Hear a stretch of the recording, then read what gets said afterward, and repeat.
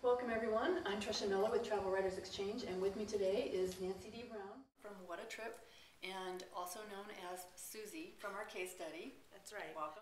Suzy silhouette on the web with Yep. a ponytail. You can probably recognize her from the picture. Thank you for coming today. We are here in Wickenburg, Arizona at the beautiful KL Bar Ranch in Wickenburg, Arizona. And I just wanted to ask you a few questions about the case study process and see what you thought of it. And so I guess I'd like to start off with telling everybody a little bit about how we met and how we came up with the idea to do this. We were on a press trip together in Cozumel back in April and talking about your background as a travel writer in traditional print media. And you talked a little bit about your frustration with trying to find balance in your life with all of the writing projects that you have, and the fact that when you're writing for the web that it's very difficult to earn some revenue. And I talked to you at that time about building a new website that would in time earn you enough revenue to allow you to scale back on all of your work and get some balance in your life.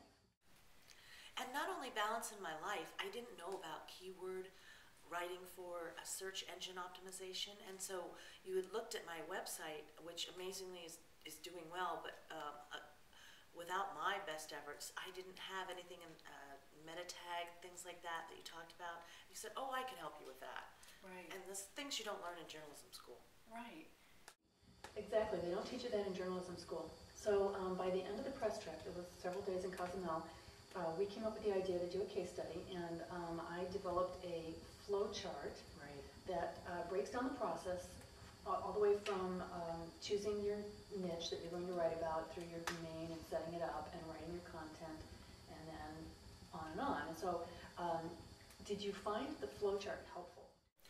Well, I did, because the whole process was, you said, what do you really enjoy doing within your travel writing, and dial it down. So you said to find a niche, and niche, whatever. Anyway, it was something that I could rank on, and I said, oh, well, I love horseback riding. Right. So that was really helpful in itself, that I knew I could write, and I had passion for doing this on a daily basis. No, not really on a daily basis, but As often as you can. as often as I can, and it wasn't hard for me to come up with topics. And Right. so the fact that every time, and also I want to say how patient you were with me, it's really nice, because one of the things is when anything involves HTML, I glaze over, and so you were very patient with me, and the You flow did good chart. though. Thank You were you. game and you tried it, and when I said, okay, you just copy this and paste it here, you did it. You did a good job. But I had a coach walking me through it, which is really why I think the flow chart is going to be so helpful to other people, because you really start from A to Z.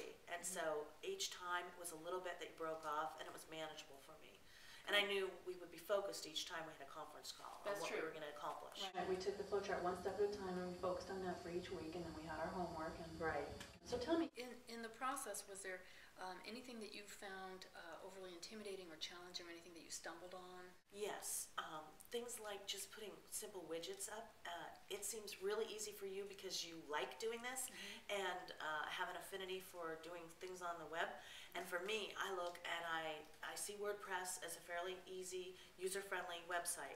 But I see when you say add a widget, and I go, oh, I don't know if I'm going to mess my website up. So it's really nice to have somebody walk me through how to put in a widget and why it's helpful. What does SEO all in one pack mean? Right, right. That's very good.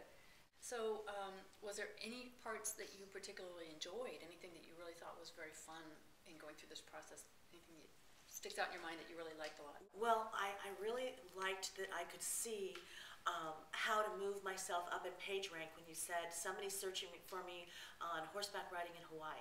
And why don't you put a little bit more of those keywords in your post so that you can go back after the fact and see how somebody's searched for you and your Google stats. And it's just a whole new way of looking at things that was really helpful to me, that I had somebody looking at it from different eyes to say, this is how Google finds you, this is how people are searching. It's not how you do AP style writing. So that was really helpful and exciting for me, that I could rank on places. Well, and speaking of page rank, congratulations, because we now know that your site has a page rank of 2, which is awesome given the short amount of time that it's been out there. Typically, Google will take anywhere from 6 to 12 months to rank a website. It's called the sandbox. And you've already broken out of the sandbox and got some ranking in the first 6 months, so that is an awesome achievement. Congratulations. Thank you. It's because I have a great teacher. Oh, thank you. And yeah, so that part was very fun, was seeing what little minor minor changes that you make to the website can actually do in terms of helping your page rank go up. Right. And even little things like I would do a blog post on go fish, it's not always in the cards, and that was about fly fishing. But nobody on the web knows that that was about fly fishing. That was a clever headline for the newspaper. It wasn't a clever headline for Google. Right. You talk about fly fishing, you talk about going horseback riding in Hawaii, keeping it simple within my tags, my captions, my headlines, all that stuff. So you see what happens when you can stay focused, it actually brings more people to your website. Absolutely. So one of the biggest reasons that we did this, of course, was so that at some point in time, your new blog, will start earning you some more revenue. And that can take time, anywhere from 18 to 24 months before you're actually achieved enough site traffic to start actually earning some revenue. But you're already ahead of the game because you have people now approaching you asking to advertise on your website already. And one of the things that was amazing to me is I had no idea that people would pay me to want to be on the blog roll. I just assumed that it was one of those things with bloggers, you exchange blog roll, but there are people that are saying, hey, you specialize in horseback riding, we specialize in dude ranches, we'd like to be on your blog roll. Right. So it's a new way of looking at things, putting on glasses and looking at it differently. Exactly. And there are also other ways that your blog can earn you some revenue down the road too. We've talked about affiliate advertising, we've talked about direct advertising like you're starting to do now, and we talked about lead generation and also writing ebooks. So do you feel that you have a clear path now that to follow to help your blog earn some money? I do. It's encouraging. Very good. Yeah. All right. Well, overall then you'd say you're happy with the way the case study turned out then?